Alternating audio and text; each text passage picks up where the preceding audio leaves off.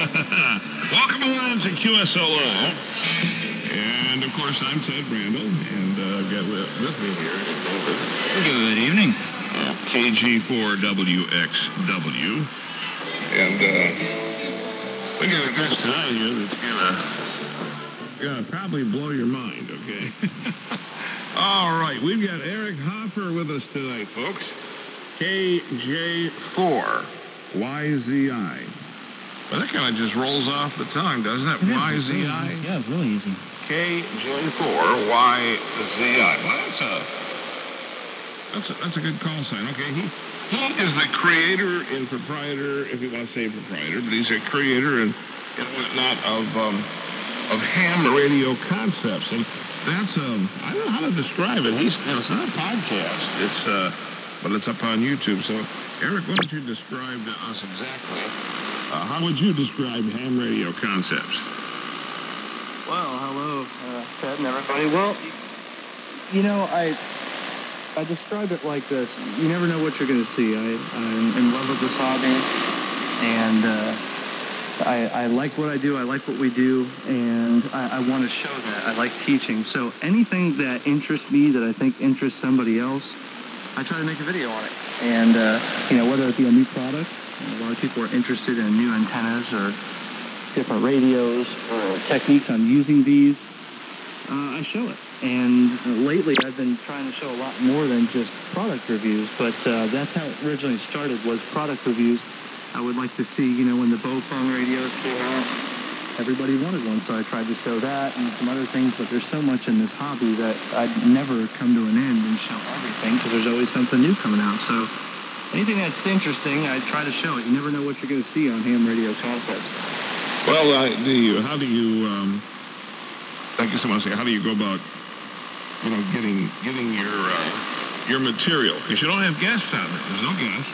So it's got to be, it's all you. I mean, you have to figure out what you're going to review and how you're going to do it. You put a new podcast out, or a new video out, I guess I want to say, each week, is it not?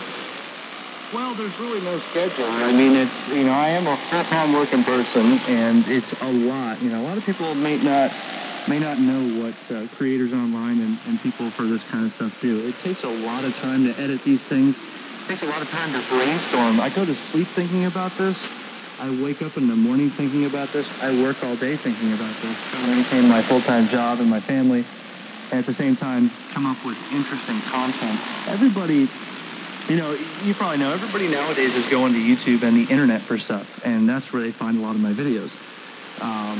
You know, and a lot of times I fork up out of my pocket to buy some stuff. A lot of times there's some manufacturers or vendors that say, hey, we see you have quite an impact online, and you show these things to people, you know, can we send one of these to you? And you show it. And one thing you really don't see on there is a lot of negative. I don't really call myself reviews. A lot of people do review videos on things, but I don't really review it. I don't think it's fair to add my opinion and tell somebody that it is good or it's not.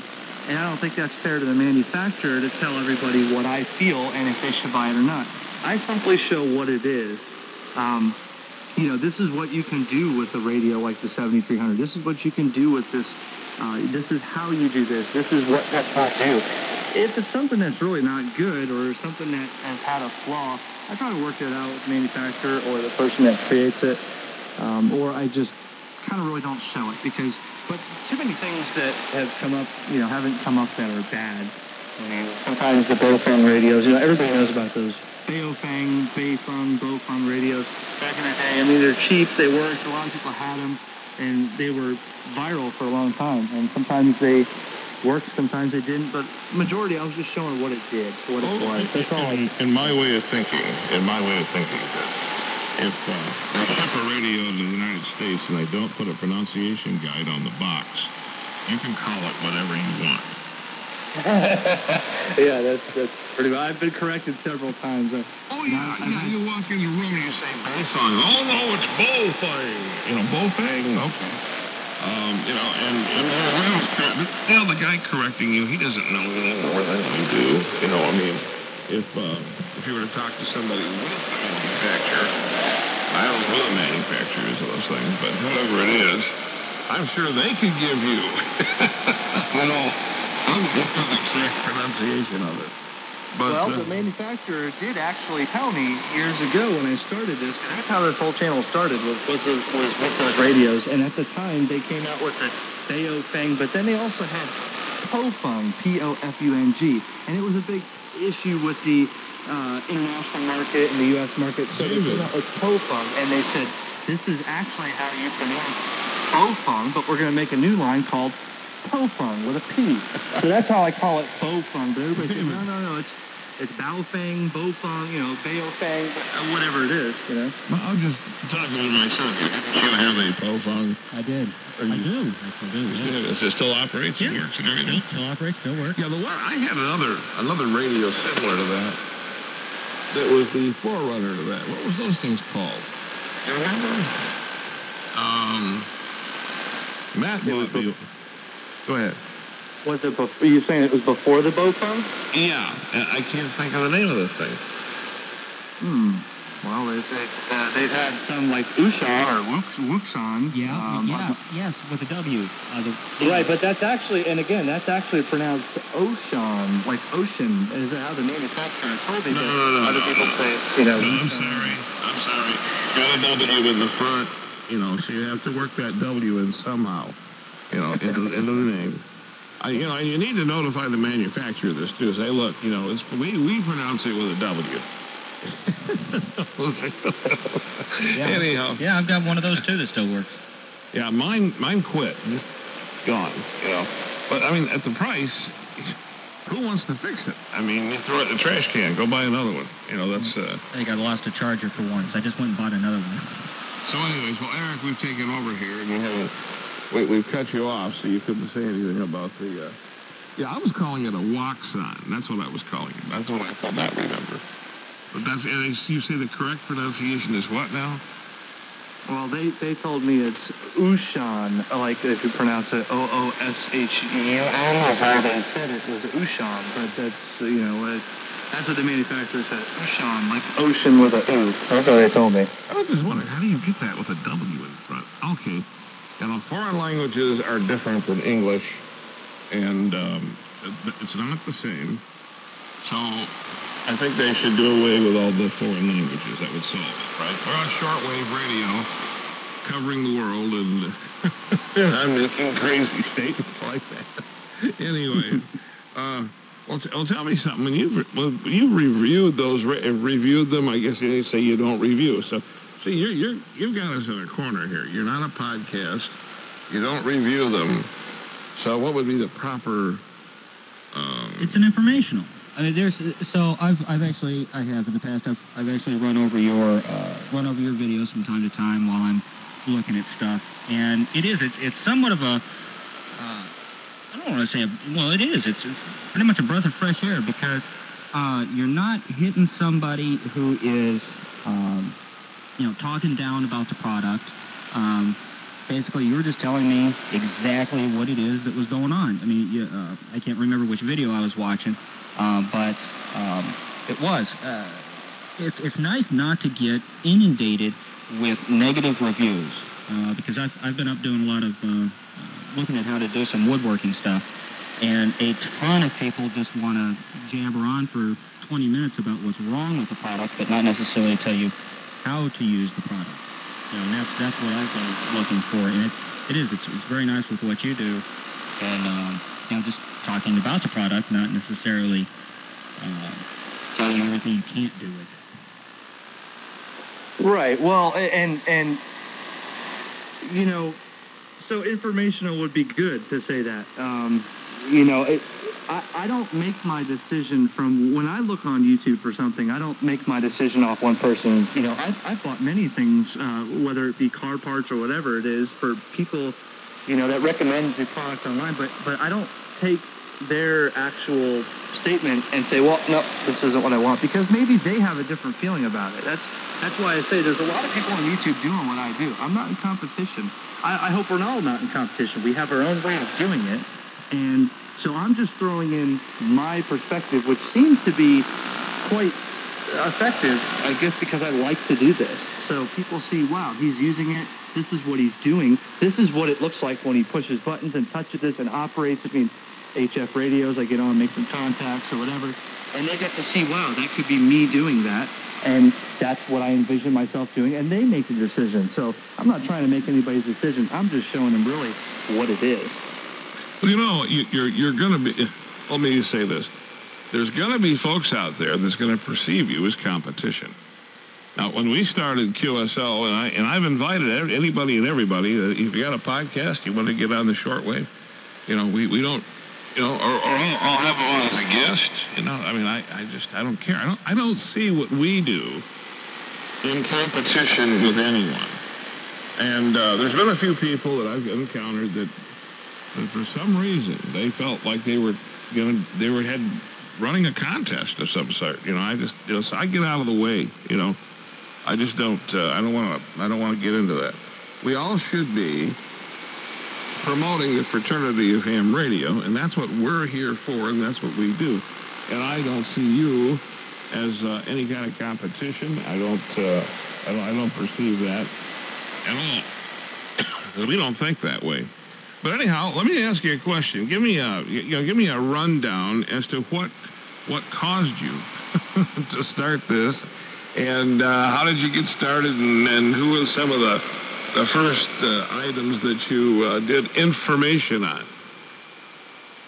Well, what started me with this, you know, I would go to people locally or forums, or when I first got my ticket about 14 years ago, you know, I go back, my 10th birthday present was a CB radio, and that was what really got me into this. But for many years I was on CB, and I always, even from back then, we didn't have a lot of money.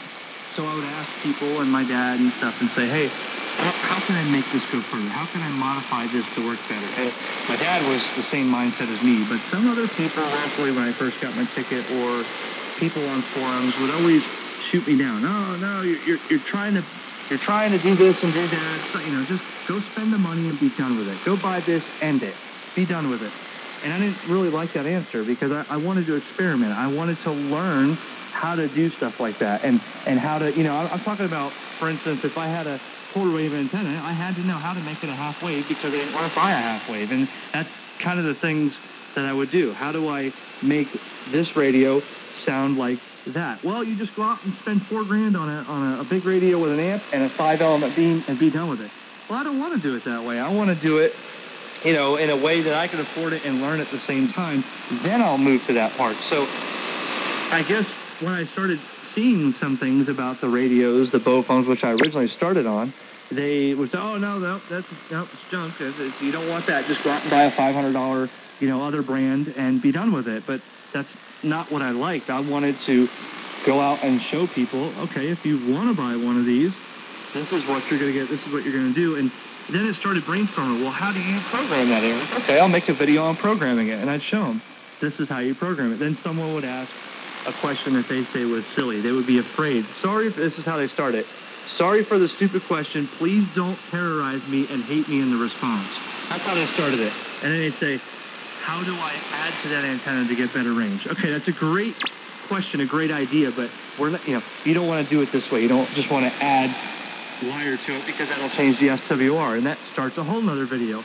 Why the antennas are a certain length to tune in for a standing wave ratio for different frequencies. How does this work? And it's just it snowballed from there. And then eventually it was, okay, I upgraded to a wire dipole. How do you make a wire dipole? Well, let's show you. Why does it have to be this length? Well, I'll show you. And it just kept going on and on until the point where I was playing with other radios and newer things. And I mean, like I said, I go to sleep with it, I wake up with it, and the rest is history, I guess.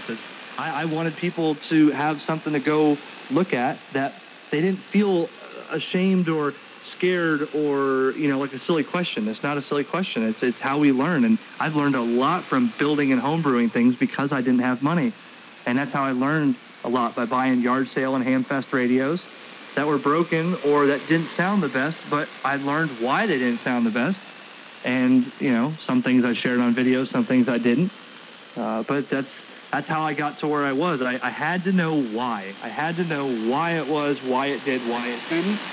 And not that I just have to. And that was really what I think people are rewarded with the answers in my videos. That's all I get, a lot of comments. Wow, thank you so much. You answered all my questions, or, this is great. And that's what's rewarding for me is the thousands of comments I get every month and every email and everything. I can't respond to all of them. But every morning when I wake up and there's 19 comments, and by the end of the day there's 30 more that come in, it's always usually somebody that's got something nice or positive to say, with the occasional hate mail. But that's what makes it rewarding to me, and that's why I really started it. Well, why would somebody send you hate mail? I mean, you're just showing something. I mean, you're not, like you said, you're not reviewing it, you're not criticizing it, you're not bragging on it. So what would be their purpose in that? I don't know. I mean, you think about it. When you make a video that's, I've had some videos that have had, 500, 600 thumbs up buttons, and there's always 2 thumbs down. 2 people either didn't like it, or they were jealous, or they hate me, or something. I don't know. But how could you have a thumbs down on a video that just shows what something is? Or, I get it. I can't do everything. I like to keep it simple, too. So some people are looking for more advanced stuff, and I don't want to put my service monitor on the desk and get into that, because I don't feel that I'm that kind of qualified to give you results like that in laboratory form, which I don't have. So I keep it simple. Some people say, well, you just showed me what it did. You didn't give me any technical specs, so you didn't answer my questions. Well, I can't be anywhere, but I really don't want to put myself in that kind of, I just like to keep it where they can understand it. And maybe some people want more from that. Well, I mean, if a person is saying, well, you didn't give me the specs, I bet chances are they wouldn't even understand the specs if you gave it to them. One of the things that I'm finding, and I want to express this, and there's a lot of radio amateurs out there that they're very aloof, put themselves on a pedestal, they act as if they know more than they do, and they want to project themselves as an authority. I am a ham radio guy, I pass a test, I got a license, and, you're dirt, okay? you don't measure up to me, and they overcomplicate things. Oh, my goodness. I mean, they really David, join in on this. What do you think about this? They make things far more complicated than what they really are. They do. You want my... Oh. Yeah, you go ahead. You get it. I didn't know who you were directing that to. I didn't want to... I have a thought on that, but I'll wait my turn, I guess. No, I was just asking my son. I was asking him to chime in because, we've experienced all kinds of things, in ham radio. And the bulk of the people that are out there are great. The other night, it's been a little while ago, I had my grandson, Brian, who you'll hear on WTWW as a disc jockey. He's 14. He's quite remarkable. So he came in because my first experience in ham radio was in a shack. This guy's shack, his name is Nelson Cosby. I don't know what his call sign is. I continuously forget his call sign. But he lived in Dearborn, Michigan, and my mom's sister worked at the Ford Motor Company, and Mr. Cosby worked with them. And so I think they went to the same church, too, or something. Anyway, they decided to take me over there because I was on CB, man. I had, I'll tell you that the vintage of CB radios I've got, you probably wouldn't remember, okay, because you're probably not old enough. But, I was fooling around with Citaphone SS heroes, and I had a Knight 2590. I think it was an 8-channel transmit, variable receive, And I finally saved up the money and got the Citaphone. And it was built in Oak Park, Michigan at their plant. And the company is Multi-Elmac. They got out of CBs and went into some other stuff, like garage door openers or something along that line, But I went to this man's house and I watched him operate. He had a Heathkit Marauder and a Hallicrafters SX101, and he had a homebrew 813 amplifier. And I had purposed in my heart, as soon as I had a ham license, I was going to build an 813 amplifier, and I wound up doing that. But I heard him make a contact with a guy in Denver, Colorado. and he had a 5-element beam, or a 4-element 20-meter beam on the tower.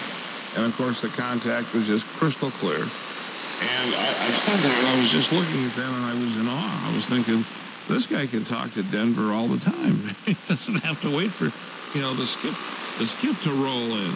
So it really put the bug on me. So I know that demonstrating ham radio to a younger person is the power of, I guess I want to say, the evangelism of ham radio. So I had never done this before, but I got my grandson and said, come on out here, sit down. And we got on the 80-meter.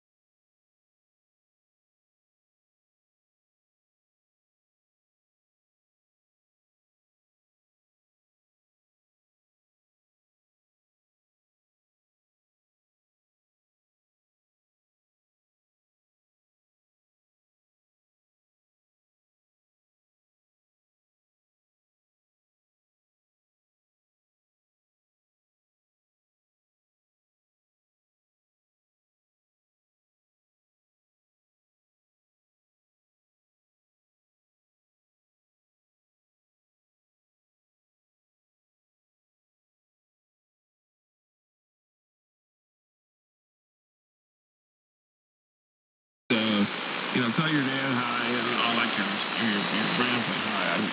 Sorry about that. He says, tell your grandpa hi, and I don't know. I think he may have said hello to Holly, too. I don't know. Anyways. But he kind of blew him off.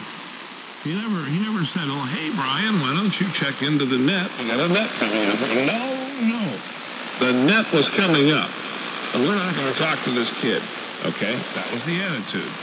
And I know I'm going to make the guy mad by saying that, but I don't much care. Because young people, they need the encouragement. They don't need the curmudgeon ham radio operator. Now, their big concern, now get this, their big concern was a guy over in Smyrna, I believe it was, that was trying to check into the net by transmitting on the output of the repeater. And they were just going crazy trying to get this guy, But let me tell you what they had. They had one check-in for the ARAS net. And some time ago, Holly went to get the license plates for the vehicle, and we have the emergency ham radio call sign plate. So she goes to get that relit, and the gal at the I don't know, I guess that would be Department of State. Yeah. I believe so, yeah. Anyway, she says to Holly, hey, if you're a member of ARES, you can get a discount on your plates. So Holly, she got the plates and came home, and she says, well, what about ARES? I mean, she had heard of it, but she didn't, can we join? Is there something we can do? And I said, I believe so. I said, let's get the application. So she had to hunt high and low to try to get one locally. And I'm telling you, these folks here are a piece of work. She got the thing filled out, and then in return, there came a letter that contains statements like, if you don't plan on attending all the meetings and participating, we don't want you. And if you're joining ARES just to get a discount on your license plates, we don't want you. Well, we already had the license plates, so that wasn't a problem, but they really made an issue of that.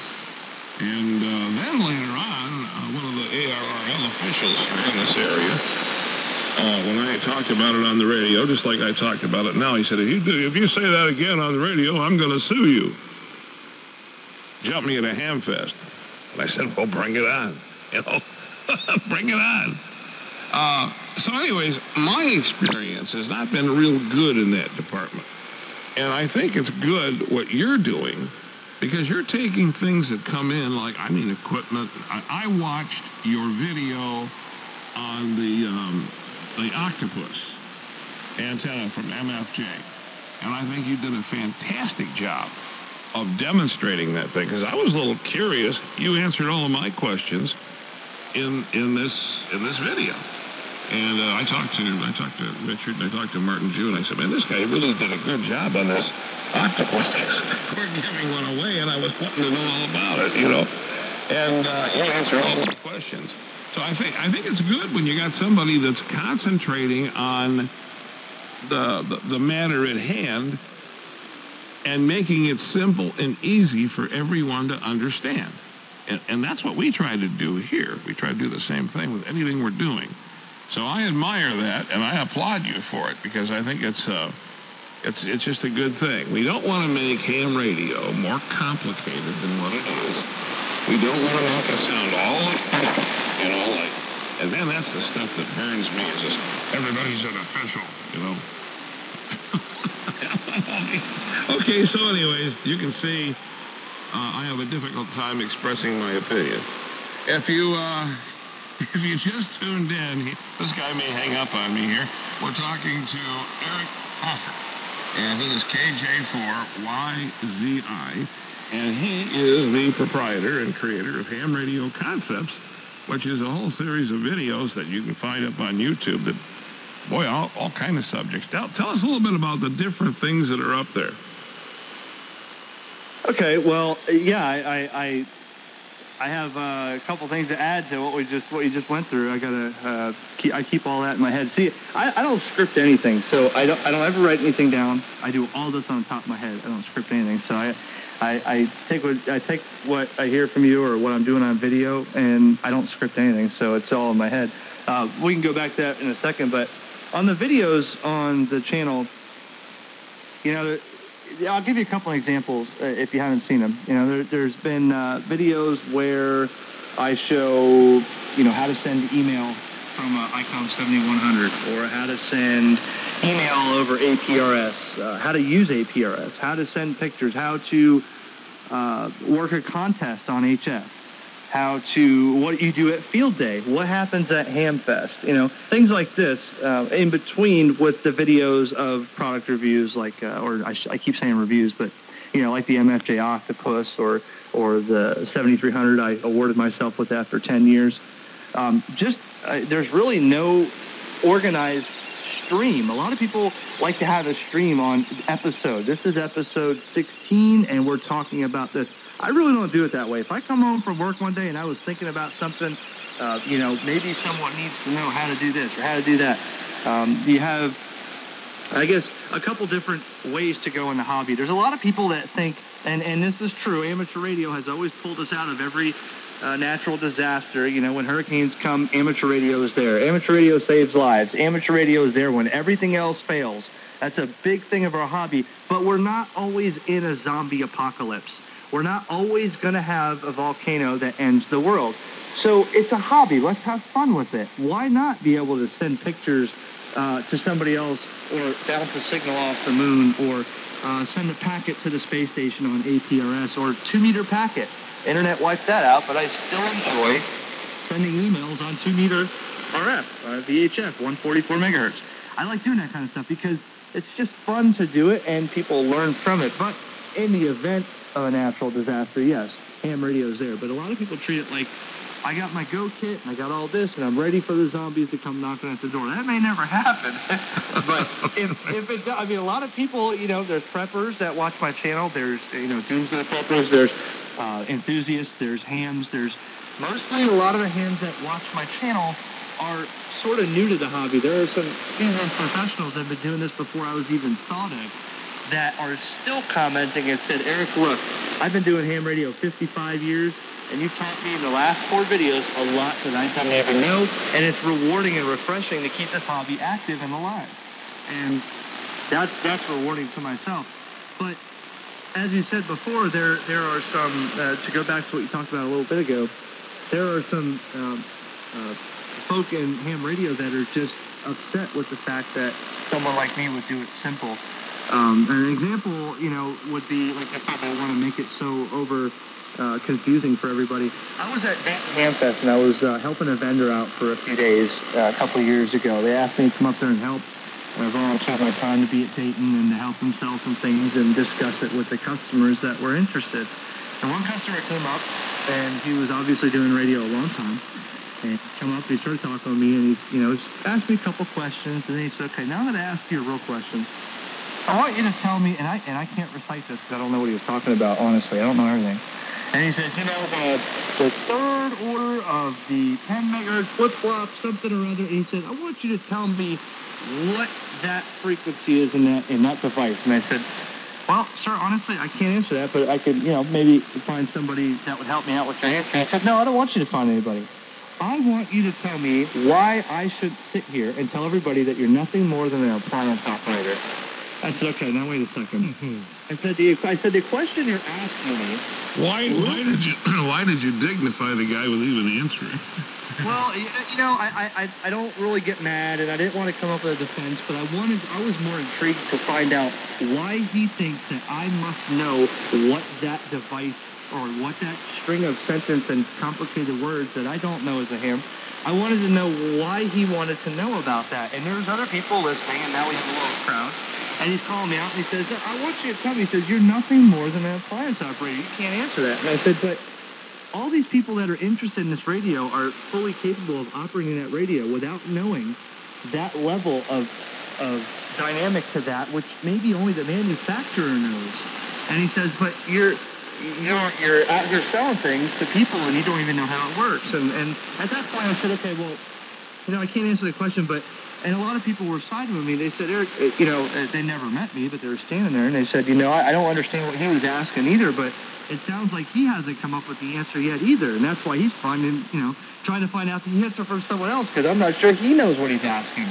But the moral of the story is, you know, I don't see why we had to, you know, come to that point and you know, ask that. Yeah, I would have loved to know the answer to the question. I know what he was talking about, but if you do that to new hams, you're going to scare them away, because some people don't care about that, or they're fully capable of getting on, talking across the world, making contacts, building antennas, and operating in a very professional or casual fashion, but they have no idea the answer to that gentleman's question.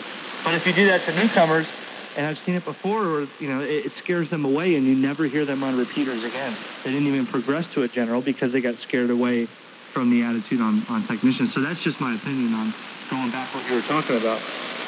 And that happens, you know. Well, you know, you're right here in Lebanon, Tennessee, where we live, which is just outside of Nashville. And my son David is sitting here. He'll tell you, we have been on the 2-meter repeater here locally. Just get on and start talking. And some guy will come on and say, listen, you guys need to take this to Simplex, because we like to reserve the repeater for out-of-town traffic. And so I'm a smart you-know-what, and I said, you know, well, hey, I'm originally from Detroit. Does that count? You know? I don't know. It used to bother me. A lot of people get offended. That's the problem that we've got. You know, somebody like you and I just come back to them and tell them something. I mean, I just tell them. You know, I let them have it. You know, and you know, the thing of it is that there shouldn't be confrontations on ham radio. There shouldn't be anybody condescending to somebody else, you know, and that's the part about it, I think, for a newbie, somebody that just comes into the fold, so to speak. It'll run them off, you know, and I think for the most part, the people that do that feel very satisfied with themselves when they do run somebody off. I mean, that's, I don't know. David, I was going to say, go ahead. No, you go ahead. You got a comment. Go ahead. Well, I was just going to say another way that I keep away from that is because there are some that, and this I don't know how this is going to come across, but I don't ever show myself with all this, you know, you get the guy that has to show on his QSO card that he's got 19 amplifiers and you know, 8 acres of antennas, and they do it in videos sometimes on the internet, and they, you know, I am here, and this is and they name their property after their radio station, call sign and all that. And I'm just a guy like anybody else on the radio, and I think that makes people feel more comfortable. I'm just here on a desk and I have a radio on my desk. That's it. But some people feel that the more radios you have and the more knowledge you have, you're better than someone else, and I think that scares people off. So that was my comment on that. I'm just another guy out there doing it with others that are watching and helping new people and giving them confidence that you don't have to have all this elaborate stuff and act like you know it all to be a radio operator. Yeah. Over to you, David. The elaborate stuff comes afterwards. Everybody starts with something, a $50 radio that they pick up at a swap meet somewhere, or you got to get the dust off the thing, or you end up with a small HT that you pick up. You're like, okay, let me try this. We all start somewhere. We started counting some of the radios that I had, and unfortunately, I was trying to get a 2-meter rig in my truck, and I found out that I had like 3 broken 2-meter rigs. Need to send those back in to get repaired. But you don't start getting your collection for a while. And to the people that are pain in the butts, I've run into them all over the place. The other thing, too, you have broken radios. You're going to send them in, It used to be that we'd fix our own stuff. But you open up one of those things, I can't even see good enough to work on one. And then I haven't got the slightest idea of what I'm looking at. It's not like... Well, don't get me wrong. Years ago.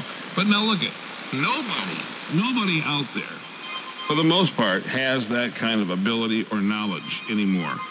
The technology has risen to a height that exceeds. I've got little Drake radios here, and I can work on those just fine, all right? But they got tubes in them, and there's a lot of room. You turn them upside down, and you can get right in there where the components are and everything. They're pretty easy to service, but, man, I wouldn't even think of opening up the case on our 7610, and I don't think you would, David. No, you wouldn't want to open up the case on your 7300. It's like the technology has risen above the level of the average ham. So yes, we are appliance operators to some degree. And if you can't admit that, then you know what you can do. We are appliance operators, and that's because of the level of technology that we've got. Now, there probably may be some geniuses out there that can pop the lid on a radio and work on all this surface mount stuff, and I admire that. I really do. But that's not the majority of us. Not anymore. It used to be, but not today, unless you're... I wish I would have got licensed and been born in a time when you guys had to build your own stuff, because I would be so much farther.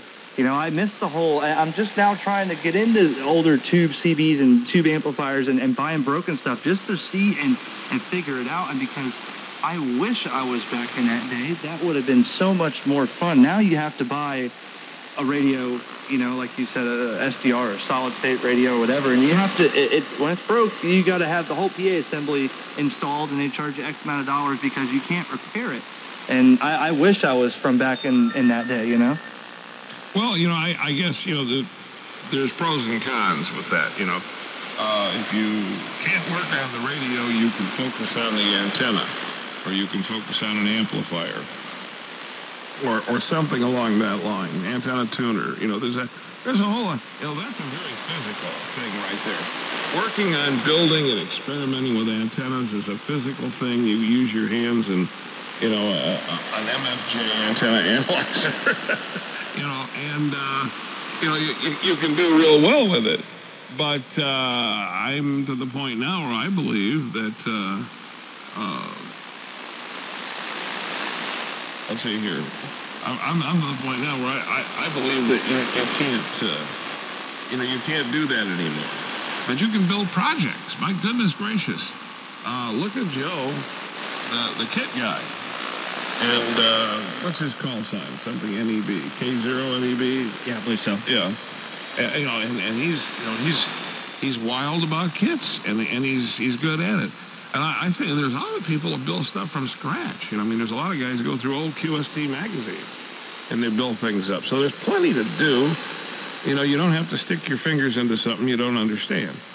And but I believe I would have to say the majority of hams today are indeed appliance operators. So this guy comes up to you and says this. He's out of his mind, okay? I'd walk up to him and spin him around a few times and say, look, You know? Yeah, but that's the same kind of guy, by the same token, who is going to disillusion another ham. Now, you can't tell me that him rattling your cage like that didn't bring a certain amount of disillusionment. In other words, it's kind of like, man, why am I doing this? You know, I'm putting my time and effort into this. I don't get paid for it, and you know, this doesn't make any sense. And the questions from everybody that were interested were, you know, it was a pricey product, and they said, you know, tell me about this. They didn't want to know all those technical things. They want to know what it does, how could they use it, what are advantages over that one, why should they come here and get this one over that one, and you know, give basic stuff, and that made a smile on their face. But if I would have said, what, you know, if I would have known enough to go into that kind of technical detail, I would have scared them off, and they wouldn't have. They would, oh yeah, no, I'll just stick with a regular HF radio, you know. They wouldn't have went to that extent. So I guess he was just looking for an answer, and I can provide it. But I mean, there's no, you know, there's people like that are also on the air and in comments and YouTube and stuff. You know, that you can't please everybody. For the most part, I have a lot of, you know, I mean, in the last month, I've gotten about 4,700 thumbs up and about 70 thumbs down. That's a pretty good ratio for people that volunteer their time to click that button and say that they like the effort of the video. But the 70 thumbs down, maybe they weren't interested in what I did, or they hated the way I did it. But you know, it's a pretty good ratio. You can't please everybody, you know. No, you cannot, and you're always going to have that one or two people, you know. They gave you the thumbs down because you didn't use a lock washer. Wait, let me give you an example. This works the same way. We kind of connected up with John and Christina Cunningham, the folks that do Ham Test Online. Not only are they good people, but I think they have an outstanding product. It's like my grandson went upstairs into his room and studied for 3 evenings and passed the test. Now, excuse me. No, I don't have a cough button. I'm vulnerable here. What I found that was, to me, was discouraging was the fact that a lot of the study guides, even, like there's a study guide. I don't know if the URL puts it out or not. I don't know. One of the tests, I think it was a technician test, where they start talking about coulombs.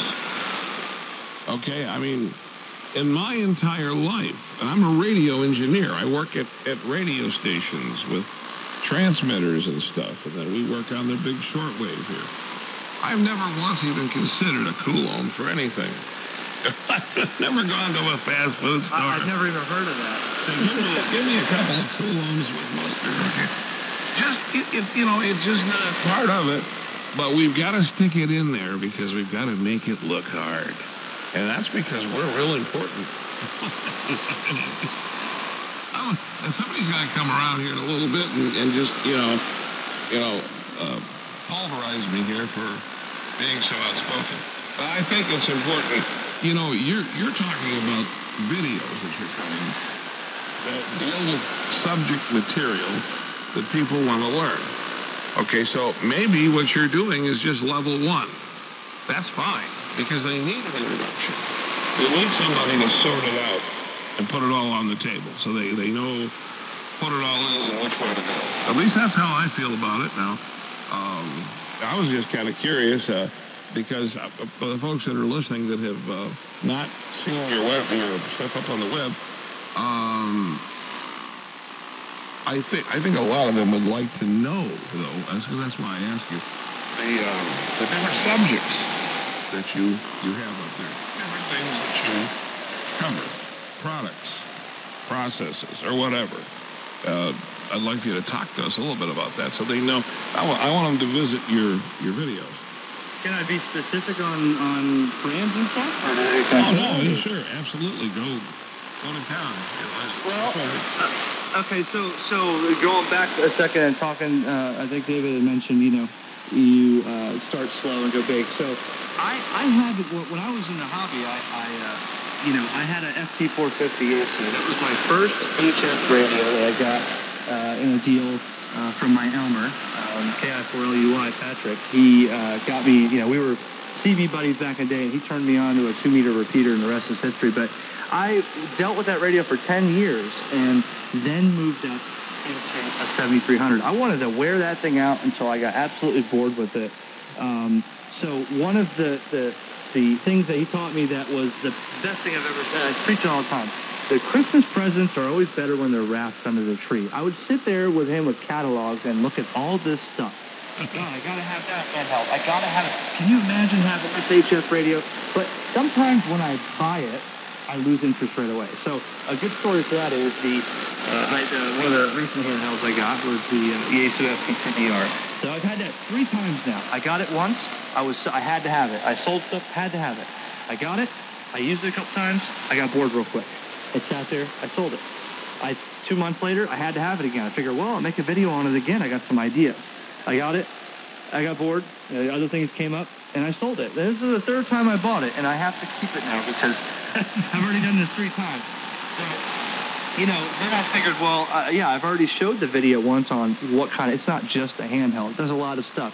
You could send pictures with it. You can, went through, recently I did like 3 or 4 videos on it, how to use APRS on it, and then how to do email over APRS, and then how to do WinLink to APRS or APRS link to, show how to do that from that handheld. You could do that from a lot of different handhelds, but that's what I had in my hand at the time.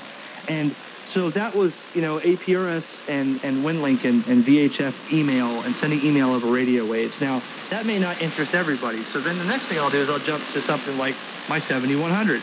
Okay, now I'm going to show you how to do D-Star on HF and how to do, and what the 7100's like. So then you get a whole different group of commenters, a whole different group of people that are interested in HF only, or that are interested in VHF only, or that are interested in packet, or D-Star, or Fusion. You got guys that'll use D-Star that'll never touch DMR. And so I'm all over the place. I've had reviews on handhelds for DMR. I have a DMR digital smartphone that's got Android and a 4-watt transmitter in it. So I could be on radio with my cell phone, and I've had a couple of those. And that interests a certain type of people. But then the people that doesn't interest that, they may like the video I just did, which I got a great response in one day on CB radio. Now, can you imagine, we've just talked about, we were both on CB radio before ham radio, and I did a complete video. I had some stuff tucked away in the closet. I've got things that I probably shouldn't have for CB and all this, but I figured, you know what? This is the way that people can get started in the radio. I could, there's people out there, whether we like it or not, that are never going to be in ham radio, but they may get into CB. Or they may get into CB radio and be hooked and want to go even further, like myself. And that steps them in that HF and ham radio. But when they get in the ham radio, they'll already have their feet wet on some radio propagation, how the bands work, how to increase your power or your gain of your antenna, or how to build a CB antenna. And a lot of people would always tell me for years, oh, that's the chicken band. Oh, that's the truck driver's band. I got news for you. And I'm going to push another video out tomorrow. There's more action right now on CB, sadly, than there is on 10 meters and 6 meters and 12 meters because people think that there's nothing going on. But these guys on CB are shooting skip, as they call it, all over the United States and parts of the world, and they're having a blast with it. So I don't take that from them. I join them and have fun with them, even though it's not a licensed band. But there's a lot of stuff in that video on CB radio, and then I posted it 22 hours ago, and I've already got 3,500 views on it and 100 comments in less than 24 hours. And all of them are hams that are like, good job, Eric. I was on CB when I was a kid, and that got me into ham radio.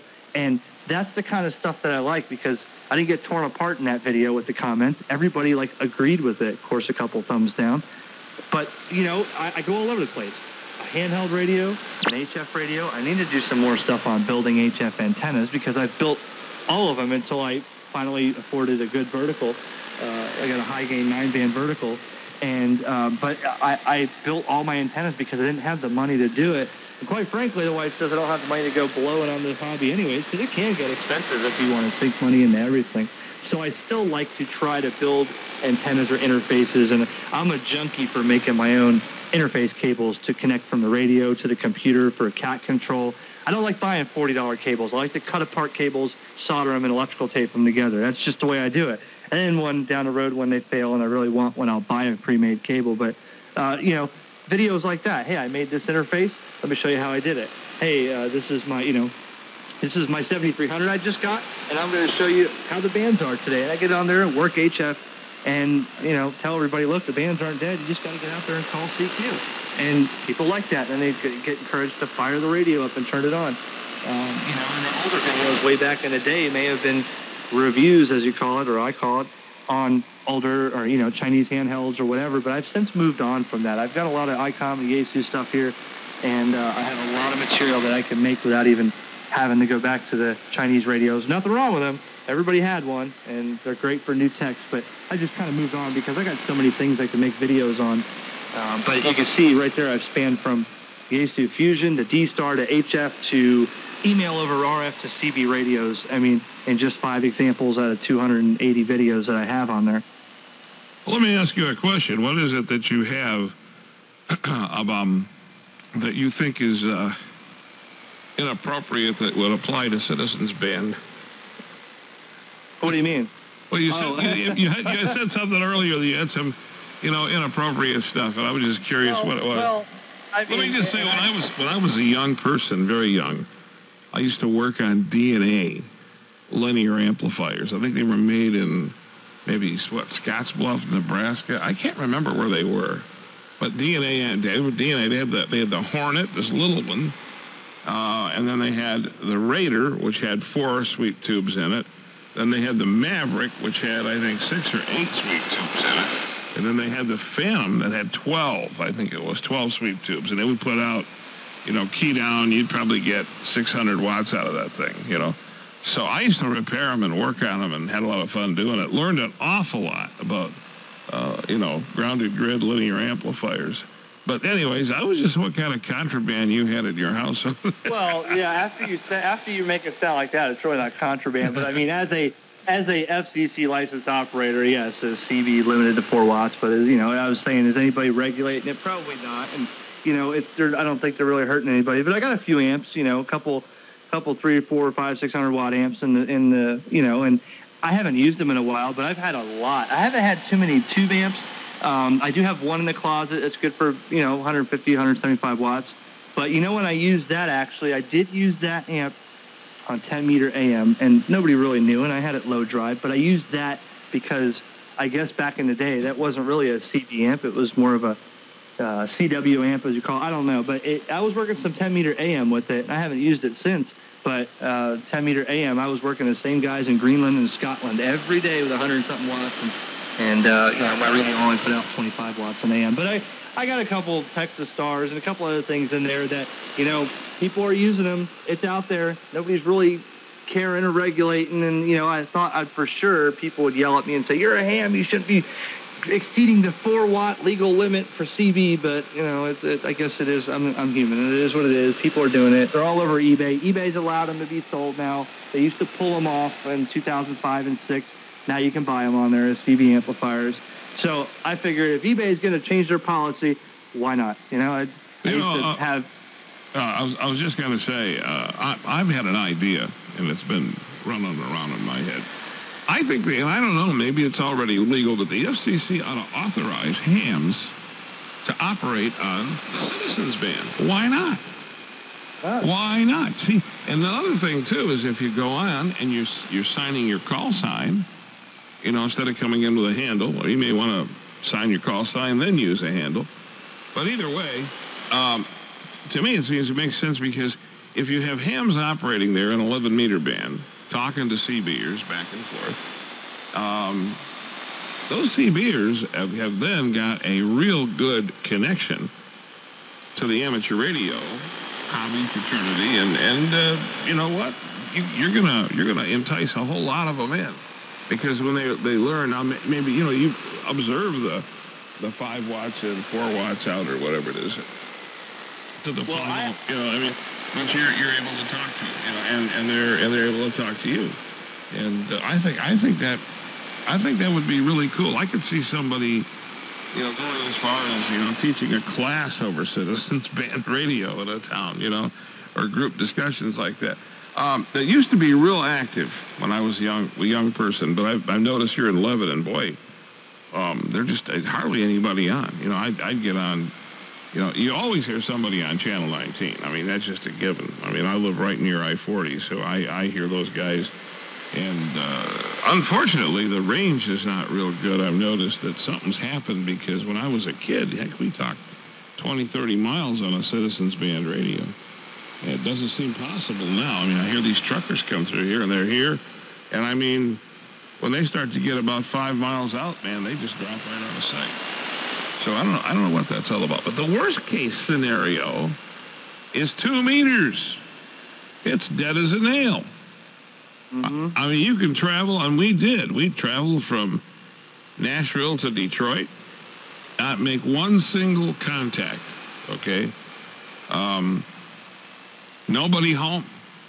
Trying, all these repeaters, and you just couldn't find anybody. I thought this is the craziest thing I've ever seen. I mean, and that's why, and see, and right there, that's videos coming up here any day, because I have, I love 2 meter sideband and AM, and people, a lot of the newer guys think 2 meters is a repeater with a handheld, but you could do CW, you can do moon bounce, you could do packet, you could do sideband AM, and I guess before my time, that's what 2 meters was AM before they had sideband rigs, and so, but like you said, yeah, it's dead right now. I have a bumper sticker on my vehicle, and it says on there, monitoring 14652, and I always listen to simplex on one side of the radio and a repeater or my hotspot on the other, and I never hear anybody on there, and like you said, that's dead as a doornail. And UHF is even worse than that. But there's still some people that are trying, to keep UHF sideband nets alive in case, I mean, we're coming into that time now in Florida. I think next month, February,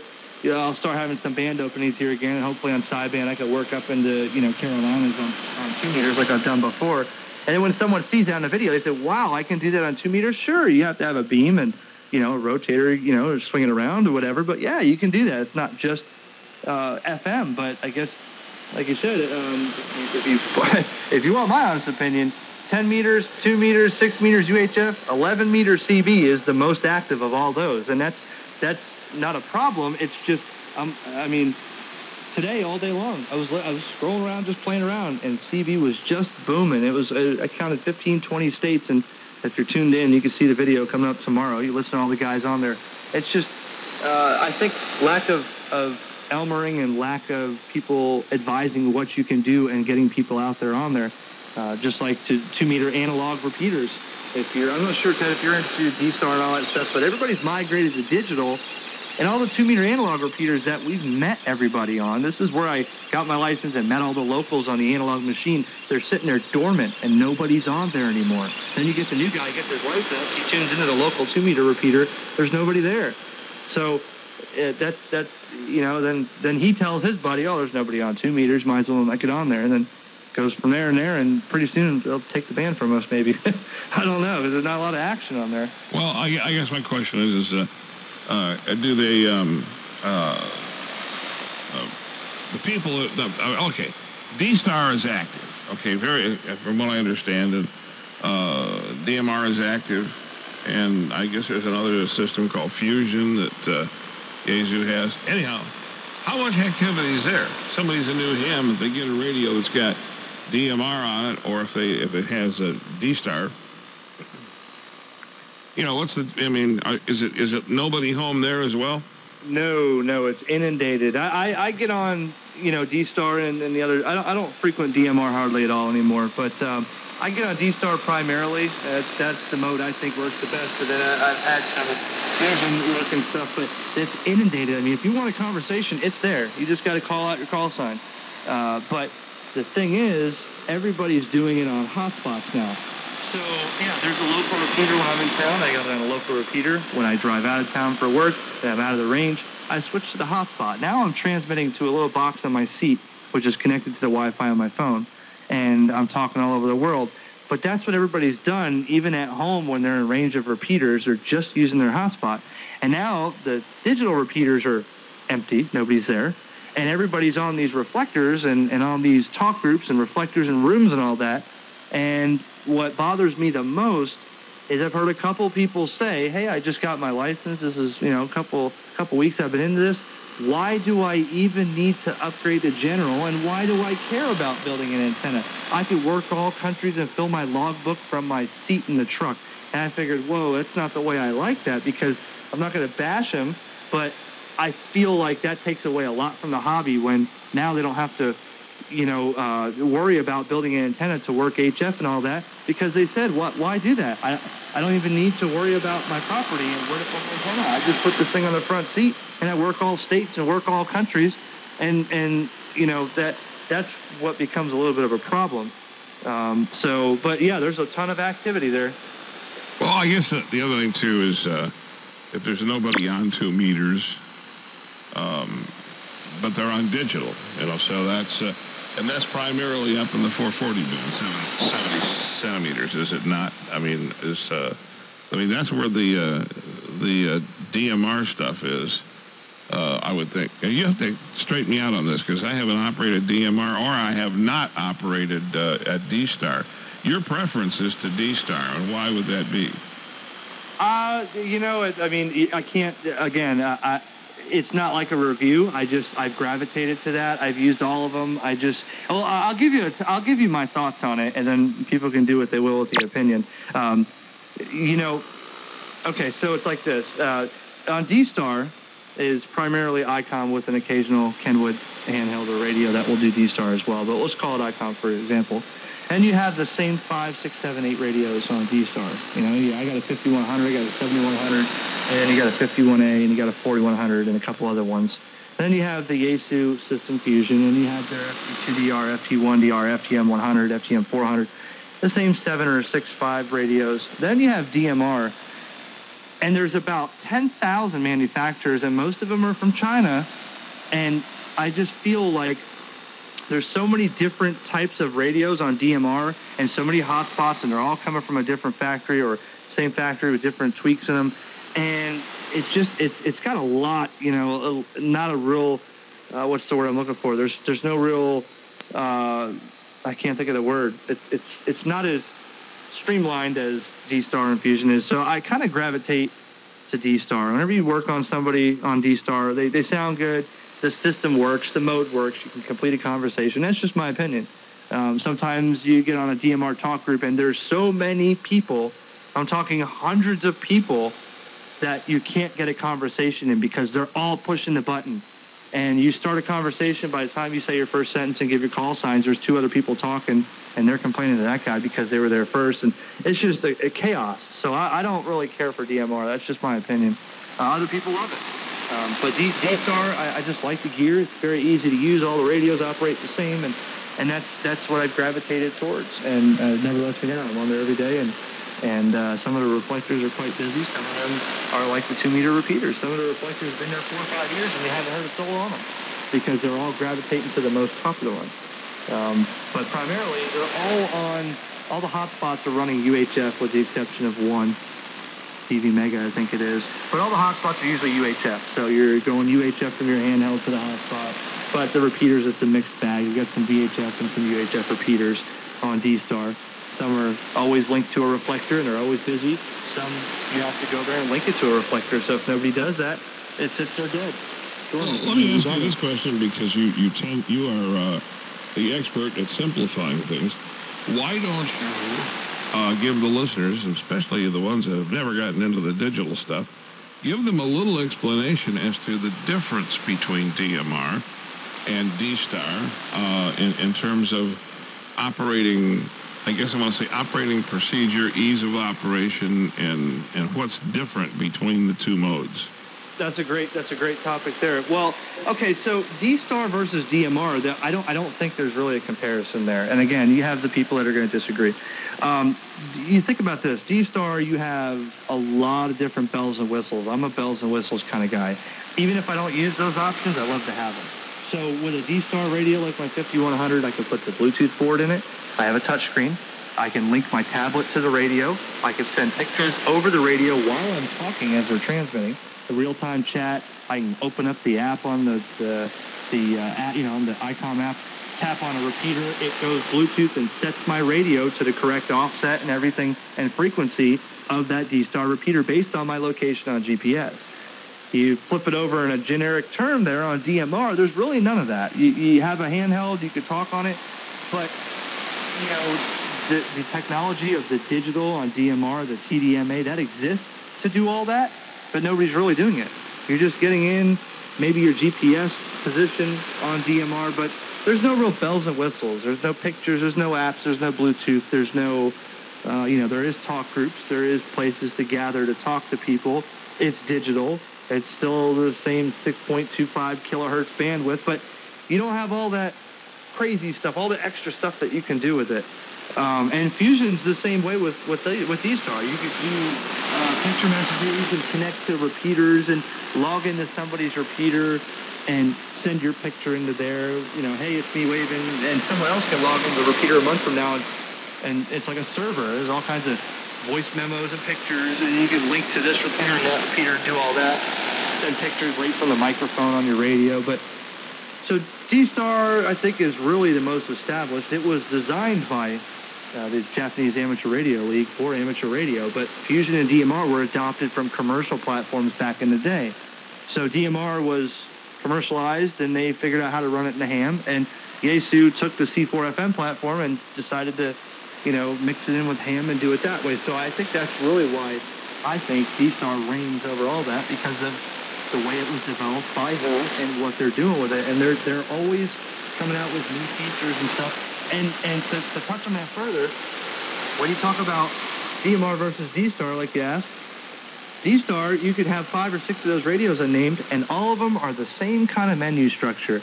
I can go pick up a 5100 or a 4100 or a 51A or a 7100 and go right into the menu and know pretty much exactly what I'm doing. It's all got the same stuff there. But if you get a CYC MB380 and you get an Anytone, whatever their DMR model is, or 868, there's so many different times you can't know. One isn't like the other, It's totally different. Then you're asking your buddies, well, I need a code plug. I can't program this radio. So someone sends them a code plug. They put it in their radio, and yeah, they can get on talkers, but they have no idea how that code plug's built. When their radio dies, they have to go find somebody because they didn't know how to program it. So they just asked because it was so confusing. Some of the DMR radios are a little bit newer and easier to use, but they're all different. And Yaesu is the same way. I can kind of get in there and muddle my way around an FTM 400 or an FT2DR handheld or an FTM 100 and kind of know what I'm doing. Same thing with D-Star. But the DMR, it's all over the place. It depends on what kind of radio you get and how they decided to build it at the factory with their menu structure. Some are very impossible to use. From what I understand and what I'm hearing is that the DMR is a bit more difficult to negotiate. I know we picked up, I bought, 4 handhelds? Yeah. One for David, one for me, one for Holly, and one for Matthew. And I don't remember what brand they were, but did you ever get one programmed successfully? Mine was programmed successfully down in Huntsville, Alabama by someone else. I brought it back home, could not reprogram it for here at home. Well, I know you don't necessarily need a local repeater for it, but is there one here? Is there a repeater in this area where in Lebanon you can hit it that is a DMR machine? Not that I know of. Okay. I'm wondering about D-Star. I bet there is. I bet there's a couple of repeaters in this area. You look it up. Here I think you've got our finder, don't you? Mm-hmm. Yeah, I do. Good way to do that. Well, you want ease of operation. That's the other thing too. I started talking to people about code plugs. Nobody could even tell me what they were.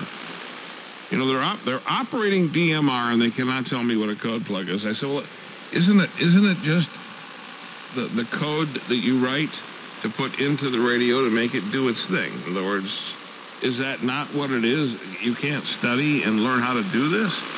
And I don't know. I didn't get anywhere, and as busy as I am, I just dropped the ball. I said, I don't need to be carrying this around.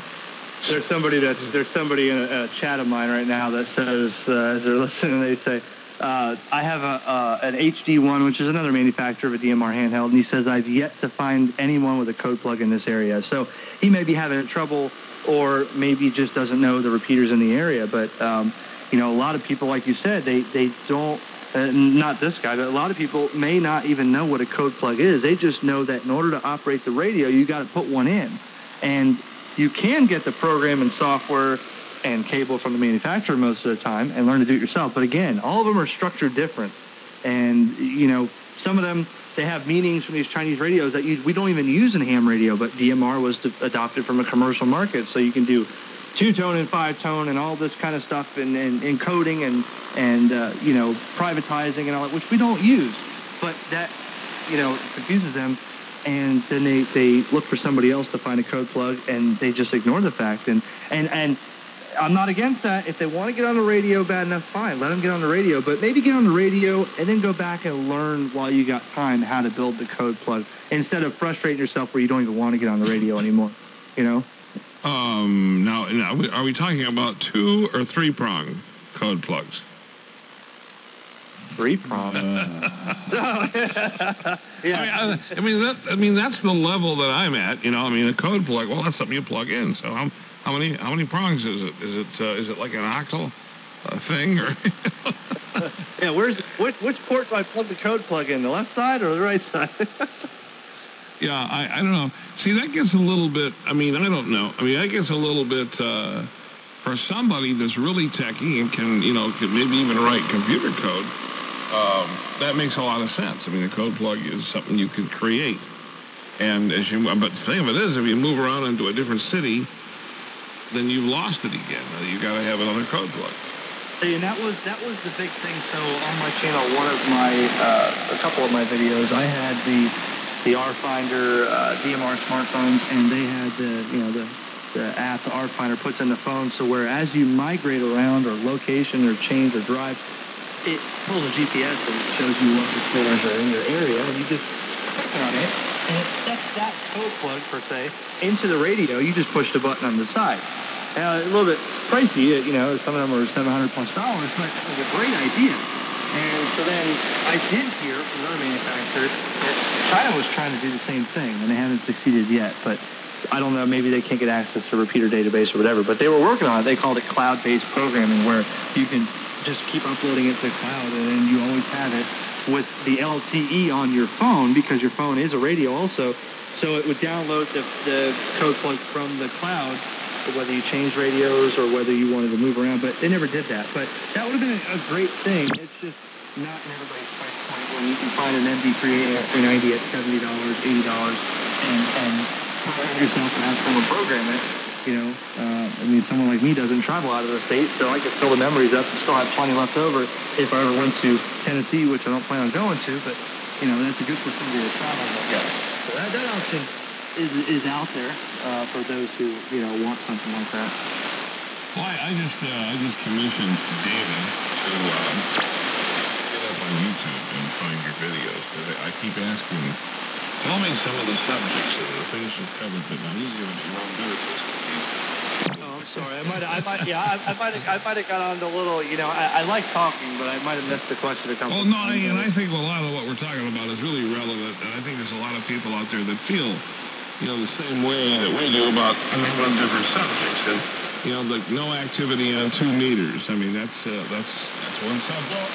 Let me give you a subject real quick while we're on it, on one of my things on the air, on my YouTube channel. And this is a subject for me because I hear this all the time, and this has been about 5 videos already that I've done this. It's kind of like a joke now. When I make a video, I'll title it something like "The Bands Are Dead with 100% Proof." When people click on it, like, wow, like it's a big thing. And a lot of my followers now know that it's sort of a topic for me. A lot of days, yes, we're going into a lower solar cycle, and the bands aren't like they used to be. But I've failed to miss the point that the bands are dead when people are telling me, there's 6 meters this summer, I got on, and there was one night I worked 150 stations on 6 meters on an opening. And I recorded some of it and put it on the channel. I said, here, check it out. The bands are dead. Look at all these look, I just left European and South America. The bands are dead, and they get it. Some people don't get it. Some people get it, though, because you got to turn the radio on and call CQ and make an effort. And one guy said, well, the bands are dead. It's not like it used to be. I used to be able to be like shooting fish in a barrel. Now I got to call multiple, I have to call CQ multiple times. That's why it's annoying. Well, I'm sorry we have to put a little bit of effort into it, but that's some of the videos I posted about a month, 3 months ago. I just threw them out there. When I had a good day on 20 meters or 40 meters, I said, hey, look, the bands are dead.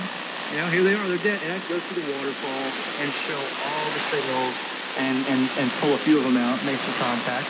And now my followers on YouTube and Facebook will come on and, yep, bands are dead. Just worked 14 DM stations today, 33. And they get it. You just got to get out there and call, and yeah, it's not as good as it used to be. Here's something strange, and that is I got a Drake TR4CW to play with, and I hooked it up, and I popped it on 15 meters and tuned up the antenna, and I went all over the place. I didn't hear a soul on the beat. I didn't even hear the CW signals, nothing. So I parked myself right in the middle of the general class band, and I just started calling CQ. And it was no time. Somebody popped in and started talking to me. Said, I just turned the radio on and started tuning around. Well, see, most folks would assume then that 15 meters was out and not usable. But there's nobody home. That's all. Nobody home. And the thing is, the thing is, like you just said, I was on 10 meters one time, and it was probably July, August, and it was 8:30 at night. The sun was already set going. And I got on 28.405, and I threw CQ out, and I had an instant pileup, and there was like 9 people, and I said, whoa, what's going on here? They said, we've all been sitting here waiting for the band to open. I said, well, why? You got to get out there and call. So us 9 got there and called 12 midnight on 10 meters with a little round table. We were almost just shooting, bring it, passing it around. A couple other people heard it. That thing was open until like 2 o'clock that morning. I couldn't believe it. It was wide open. But I put that on YouTube a couple years ago and said, look, this is, if you just turn that dial, you're not going to hear anything. If everybody's turning the dial, it's going to be, like you said, no one home. But if everybody's out there calling CQ, you'll be able to see and hear somebody on the band. Yeah, I noticed that, there is some sort of phobia about calling CQ. And I do it. I don't care. I mean, I can get on 2 meters. I get on 2 meters. These people will come to you and say, that's just not the way we do it. We don't call CQ on the 2 meter band. Okay, well, if you don't do it, well, I do. Arrest me, please. That's the video I just did too. That's your point. I'm just trying to bring up videos to answer your question before. I did a video on calling CQ because the newcomer may not know. And what aggravated me a little bit was there was somebody on YouTube, and I never mentioned who it was, but they got on a new video and they said, if you're not calling CQ like this, I will not answer you, and you're doing it wrong. And I thought, wow, look at all the people that have seen this video, and it took his advice, and now they're definitely trying to call CQ. And there really is no page in a license manual that says you have to do it once phonetically, once with just letters, call CQ 3 times, once phonetically, once letters, call CQ 2 more, and then say you're listening. And if you're doing it, and if you're not doing it this way, you're doing it wrong. And I thought, wow, what a terrible idea, because there's all kinds of people that call CQ different ways. So that's another way, way I made a video was how to call CQ for the newcomer or somebody that's just never been on HF in their 50-year career of ham radio. And they loved it. Well, once again, I don't even think about it. When I get on and call CQ, I never do it twice the same way. I don't think exactly, and who cares? I mean, the person on the other end hears you calling CQ, and he comes back to you. I mean, who cares?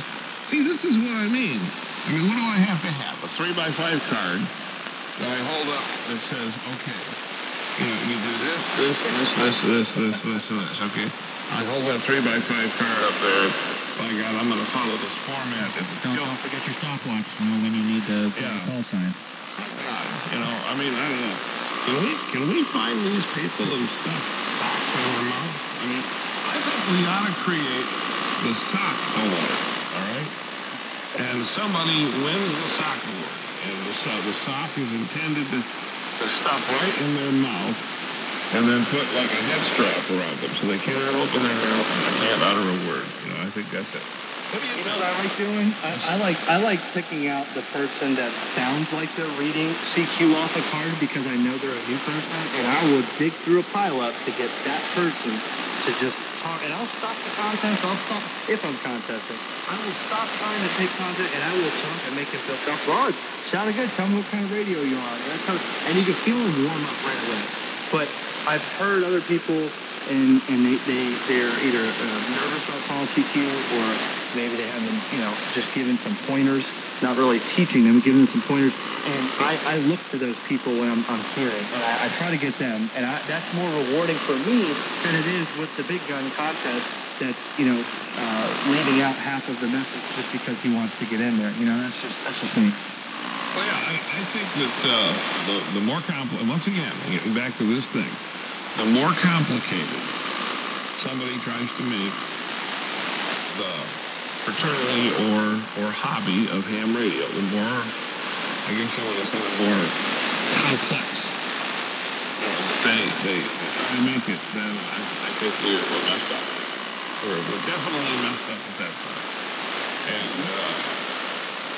you're right. I mean, if it's too complicated, then it will run people away.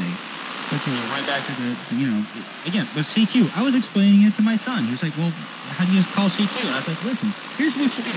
You know, you're giving your name. You know, you can do it phonetically. You can tell where you're at. But here's what you got to think about. Someone is scanning. Someone is scanning from this side of the band to this side of the band. How long does it take to get from there to there? You know, so you want to get the person that's tuning around. So, you know, make it long. You can do whatever you want to.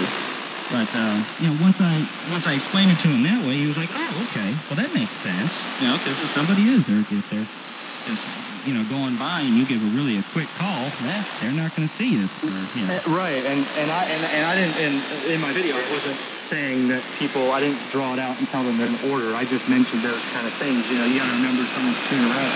And I just said, you know, I keep my stuff long so that, you know, a lot of people nowadays have waterfalls on their radio. Exactly what they're focused on. They're not listening for stations that may be in S0 that they can't see but they can hear. And they're just looking for a line on the waterfall. So I try to make the line sharp. CQ, CQ, CQ. And I try to keep that modulation up and keep it going on that waterfall so they can see me. Instead of CQ, KJ4YZ. You know, like you said, they go scrolling by that thing, they're going to miss you. Oh, yeah. Yeah, I like, when I'm calling CQ, I'm almost annoying. But, you know, again, talking about 2 meters being dead, I drive every year up to Dayton. And it's a good 7-hour trip for me, and I'm in a vehicle. I'm on 5.2, and I'm hollering the whole time. And it's really bad because I'll get pretty much all the way into Dayton North and Xenia, and then that's when I'll find somebody. Or I might find another vendor driving along the same route. I'm the kind of guy that if I see an antenna in your car, I'm going to be like right up next to you, waving my microphone at you, saying, hello, you know, what frequency are you on? So I enjoy doing that. Almost maybe a little too much. Yeah, well, you know, I'll tell you, people need to lighten up, especially on ham radio. It's just like this incident here that we what do they got? 5 members of ARES here in town. Something like that. 5 or 6 members, you know. It is pitiful. You know, it's very pitiful. And yet, it's like this, you know, I got my hands around this thing, and I am not going to let go of it. You know, this is my ARES, you know, that kind of thing. Yeah, I think the key to all of this, though, is group activity. Everybody included, everybody welcome, and the critics can stay home. And keeping it at a simple level as you advance, you know, share the knowledge with other people. It's I don't know. That just seems like the basics to me. David, did you go up on the on the website like I asked you to do? I did. Okay, because he's not going to tell us. It's a big secret. Tell us about some of the videos that you see up there, some of the subject material that he's... And again, like I said, he covers quite a bit here. He's got a video up here on a 75-watt dual-band FM mobile. I do not know how you pronounce that. L-E-Y-T-O-N. Luton, that's an older video, yeah. Luton, the LT598. He goes from that straight into some MFJ learning Morse code. CW. Yeah, this is how he learned Morse code. So, I mean, there's videos up here even on the MFJ digital swarm meter, which I've seen that thing in action. It's pretty neat. And then he's also got up here some the ultra portable PSK31. It's a modern ham radio HF little modem here. That's a cute looking little sucker. That thing is cool. That thing is really cool. It looks neat. And he also has stuff up here about the amateur satellites and how to make the antennas and work and whatnot. He's got a lot of stuff up here, including, again, he was talking about the Icon D-Star mobile. He's got a quick review of that beautiful looking radio. That's a nice looking green on that screen. Now, again, going straight into the HF stuff here. He's got the Icon IC7300 up there. And he does. He's doing it all over the place. I even have a video that you missed there. I even have my most popular video is, and I had mentioned this. Free TV over the air for antenna TV. A big phone gear to antenna TV, and I thought, wow, what a great way to bring a little bit of ham radio and stuff into my past career of cable and satellite TV, into people to save money, to learn how these antennas work, how to, connect the stuff in your house, get free HD TV over the air. And when Hurricane Michael hit, I got 50,000 hits in 2 weeks from Florida on that video. That thing skyrocketed when Hurricane Michael hit Panama City. Everybody, because I had buddies at AT&T, and they said, we can't do anything up here. There's not going to be TV for months, and everybody wanted TV. So I made the video in the summer, and people found the video, and I mean, there was like 390 shares a day for a couple of days. I mean, a lot of people were sharing that video, and I got some flack in the beginning saying, Eric, you're coming up with videos that don't pertain to me at all, and I got, a few good punches on me in the comment section. Then other people realized, wow, what a practical video. You summed it up. It's more than just TV. You explained the UHF, the VHF side of it. You showed how cable, coax and ham radio, coax and TV. The differences in the coax, the differences in what you should and shouldn't do. Connectors, amplifiers, signal degradation. I kind of merged it together so I was still on topic with that, but at the same time, everybody can use antenna TV over the air. So right now, that's my most popular watched video of all my videos. But it's slowed down now because the hurricane's over. But that one pulled a good 2 million minutes watched in like a few months. That was the longest watched video and the most watched video. I think I'm getting still about 2,000 hits a week on that, at least now. I was getting about 2,000 or 3,000 hits a day for a couple weeks on that, from Florida, too. Well, that's interesting. So let me ask you a question. When we're talking about ham radio now, let's go back to your beginnings, because I always wonder about what makes people tick. What was it that introduced you to the amateur radio hobby, and how did you go about, getting into it? Okay, so the farthest back I can remember was about 7 years old. My dad would come home. I lived in Fort Lauderdale. He had a CB in the car, and he would come home, and when he was coming in, I would sneak out and go sit on the floorboard of his Escort, and I would get on the CB because I lived by the highway in Fort Lauderdale. There was always people on the CB in 87 or 88, whatever it was. So I would sneak in on the floorboard and just start talking to people, and they would, yell at me or talk to me or whatever, and I'd have fun. So my dad finally busted me one day. He came back out to the car, and there I was touching a CB radio, and he didn't get mad. He said, what are you doing? And the guy was talking to me, and I was like, what? He's talking to me. So about a year later, I asked my dad, hey, I really want a CB for my birthday. On my 10th birthday, he got me a CB radio, and it brought a little gel cell battery, a magnet antenna, And I was in my house at 10 years old. I'd come home from school, I'd sit right down in front of there and listen to those guys, a lot of locals in Florida. And so I would listen and listen. Well, I did that for a few years. And then I met Patrick, KI4LUI, on the radio, TV. He was down the street from me still. And I borrowed a PL259 from him. And talked for a couple years on CB, and I came over one day, and he had his ham ticket. And he said, hey, man, check this out. And he hit the button on the Icon V8000, and the repeater came back with the tone board, W4. He started reading off the repeater call sign, and that was it. I was like, wow, this thing talks to you. And he's like, yeah, watch this. And he's like, watch this. And he did a phone patch through the repeater with his phone. It's out a phone from the repeater patch. And I thought, oh, that's it. That was history right there. Once he showed me that, he handed me a book, and he said, you got to start studying. And I literally went home and started reading that book after my dishwashing job, whatever I was doing, and got licensed. And it was a big event for me. I went down there, got my license, and came back. And I had my first radio was an HTX 202 Radio Shack handheld, bulletproof. Thing was great. And I had my waiting for my call sign.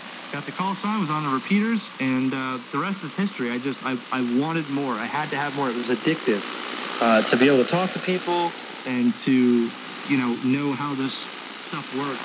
So that was 2004. 2005, I got licensed, and from, I guess, 1989 to 2005, it was CB radio, and then from 2005 to now, it was just the many things, and a lot of it, I don't operate as much as everybody thinks I do. I operate a lot, but I'm more interested in playing with something, and then I move on. I got to have this piece. I got to have that little PSK modem that David just talked about. Hook it up to my 817 on QRP, and I would play with it, and that's it. I would lose interest real quick. So that's why I bounce around, because I always like to keep it new. But I don't operate as much as I do like playing with stuff. I got to play with new stuff. And that's what kept me interesting the most. That's what got it going, was their catalogs were full of all kinds of color pictures and things that appealed to me, different things, connectors, amplifiers, radios, power supplies, analyzers, and stuff like that.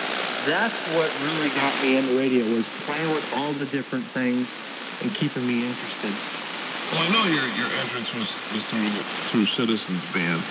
What were some of the radios that you had or that you remember that were popular during the time that you were on Citizens Band?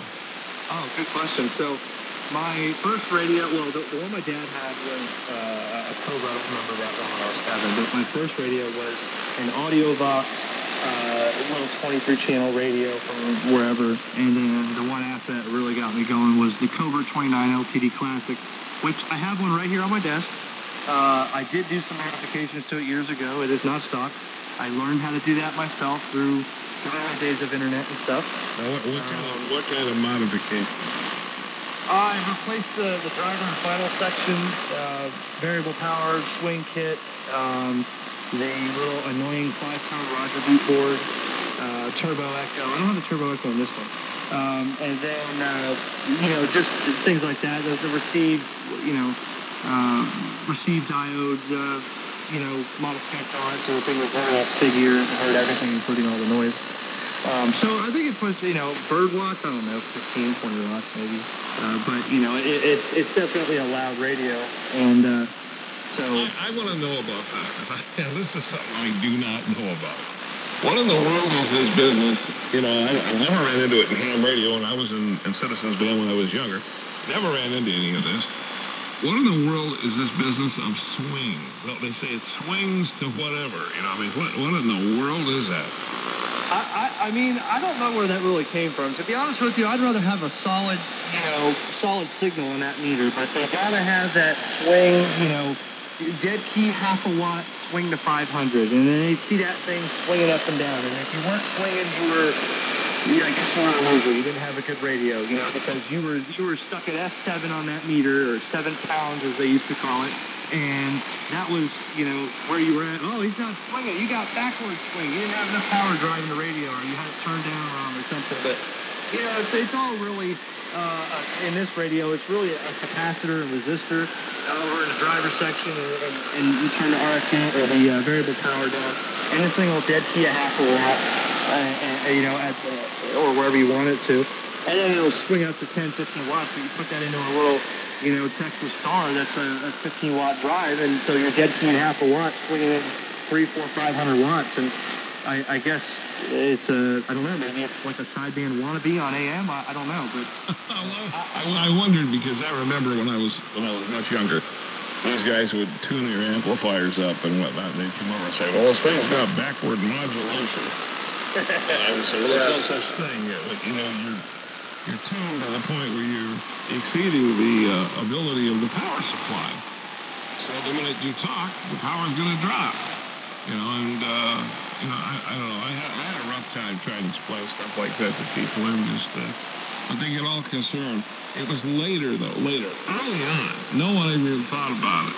Nobody ever tuned up a CB radio looking at a watt meter, going, hello, hello, hello, and saying, oh, I got backward modulation. This didn't happen. They didn't care. It just didn't register with it. So anyways, I thought it was kind of funny. I've heard people talk about, and I see it, like an ad in a magazine, it'll say it'll swing to 300 watts or something. It's like, what does that mean? Yeah, and really, I don't really care. I just wanted to do it because that was the thing to do. Put a swing kit in and, do this and do that and put the IRF 520 finals in there and upgrade the drivers so that, you're not 4-watt radio, you're, swinging to 15 or 20 or whatever. It was a thing for me to do. I really didn't look that much into it. But I could tell you what, these guys that are on, referencing this recent video I just did and the one that I got coming, the guys on, they call it Super Bowl 6 on Channel 6, those guys got those Browning Golden Eagles, and they got the big old-time radios that I never really got to play with, and they're not swinging. They're a solid S9 on my ICOM, and they're just wide audio, probably wider than it should be, but they sound real loud. They're not worried about swing. They're not worried about this. They're worried about getting on there and being heard. And I guess, with CB versus ham radio, a little bit of a competition there, but let them have it. Let them do what they want. It's not hurting anybody on there. Let them do it. That's just my opinion. It's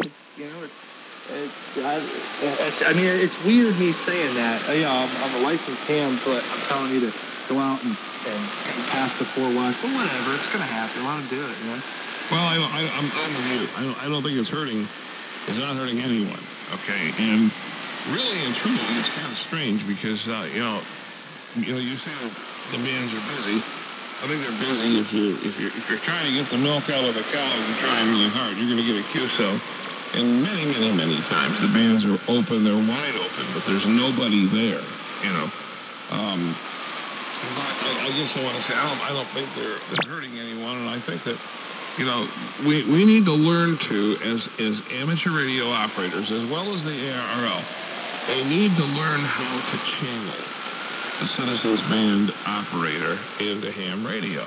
They need to learn how to do that, and they don't do it. They do it. It's a very poor job, but we should research all this out. I think I don't think it'd take a whole lot of other than a little common sense, and come up with things to help these guys get a ticket, so that they don't feel. See, a lot of CBers feel like they're unclean. They've got leprosy. That's how hams treat them, Yeah. So that, I think that has a whole lot to do with it. You got any? I've had some of the greatest QSOs with some CBers, because I'm driving down the road with I'm the guy that's got 20 different antennas that don't go to anything on his minivan. But, they'll poke at me, they're like, whoa, what is that thing? And then I'll jump on it, I'll talk to them, tell them what ham radio is. It's a lot of fun talking to these guys. Well, I know on a trip, you get behind a couple of truckers that are in a talkative mood.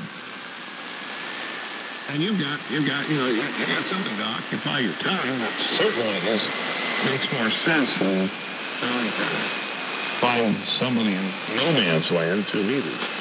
Yeah, I can tell you on that video, I did mention that on Channel 19, those truck drivers on CB, if you're a person that travels on the radio, you need to have a CB in that vehicle. I have one in my work vehicle. I travel a lot, sometimes 400 miles a day just to do a daily task. And when I'm on the interstate, I will know miles before the app or anybody tells me that the road is shut down or that there's a speed trap or whatever. Those guys are on it, man. They know exactly the way to go. If that road's blocked, which way to get off, which way to detour, which way don't to go, how long it's been blocked, how long it's going to be. Like, they know all that stuff. And I find that a very useful tool to know. And some of those guys, they're bored too. They want to talk. And some of those guys will sit there and talk with you. And you can have a more fruitful conversation on there than, like you said, on No Man's Land, on Simplex and 2 meters. That's just the way it is. Well, they want conversation. They want to talk to, the human side of an individual. They're not interested in talking about technical stuff. I mean, they're trying to know you and prove what they know. They're not driven by that. They just want to talk. Just conversation.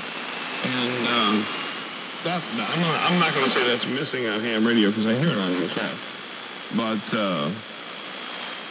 the other thing, too, I think folks have just lost the ability of conversation. It just isn't there anymore. They don't know how to do it. They don't know how to make it happen. And I think a lot of them are just not motivated. They don't really want to know.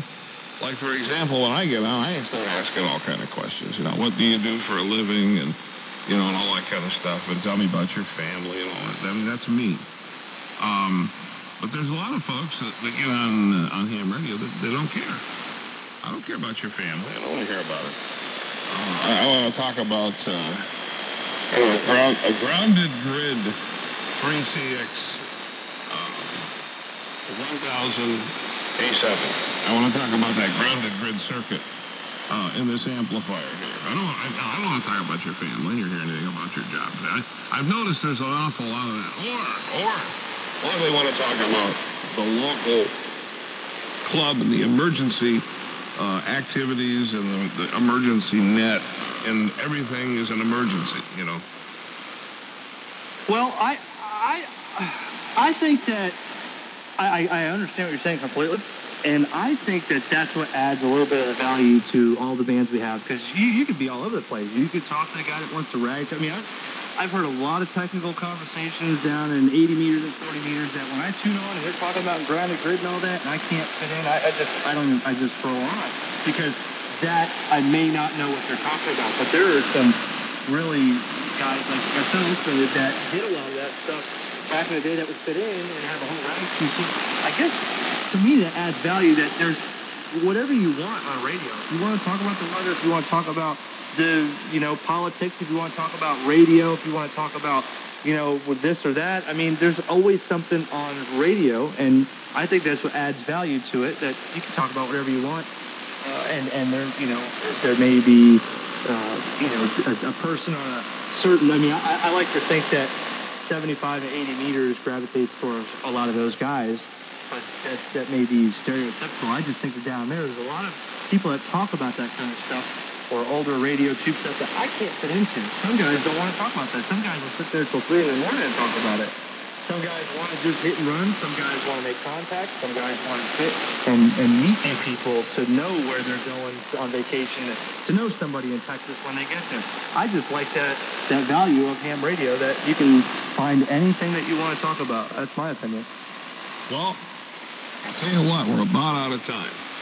I want you to tell folks where they can find your videos, how to get to your videos and watch them. I think that's if they're searching under a subject title, they're going to find them. But they'll find a lot of other stuff too.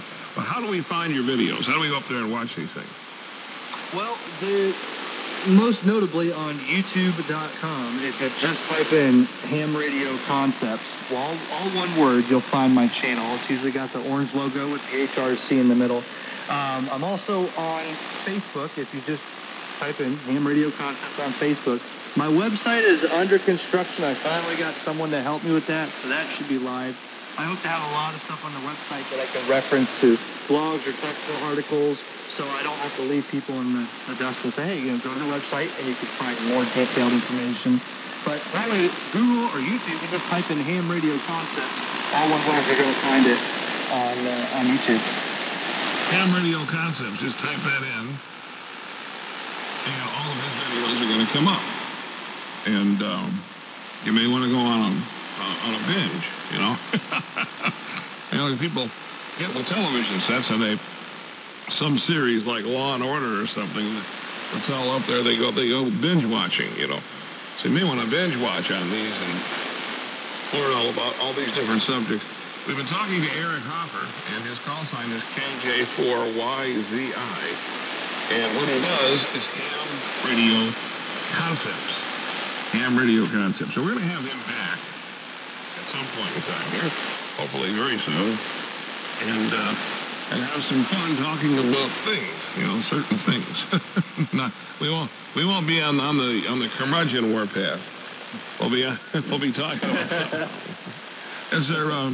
Let me just say this, David. Have you got any? No, I just wanted to say thank you very much for coming on with us, and I'm gonna binge watch some more of your videos. I know I've run across you before, and good stuff out there, man. Well, it sounds like it. I'm gonna have to do the same thing, you know, because you guys are younger than I am, so y'all are into all this newer technology. I'm just one of these. I'm one of these old curmudgeons, you know. Well, you're one of the nicer ones, then. Well, listen, Eric, I really appreciate you coming on with us, and I want to invite people again. You know, jot this down, and we'll have this show up on the website and in the form of a podcast, just in a short time, within a day or two. Well, anyways, remember HamRadioConcepts. HamRadioConcepts. And always, if you're like I am, you'll hear this, and then 2 days later, you'll say, what in the world did they call that again? You know, but you should be able to go to our website and find this program, and then from that, you would have a link or something to get to that. Because I think it's really cool. I think you got the perfect solution for people getting into ham radio, and that is to make it really simple and to the point. And yet, I noticed when you did the octopus video, you had a little humor in there, here and there. I noticed, you know, you'd make a comment here. You didn't have a starched shirt on, if that makes any sense. Yeah. Well, at least on that cowboy video, you could see the condition of me using an antenna for later. I worked more DX on that day than I had in the whole month. It's out there. I just got to get on the air and get on the bands. I've been preaching it for a while. Get on the air and call St. Hell. Well, I appreciate your company, sir.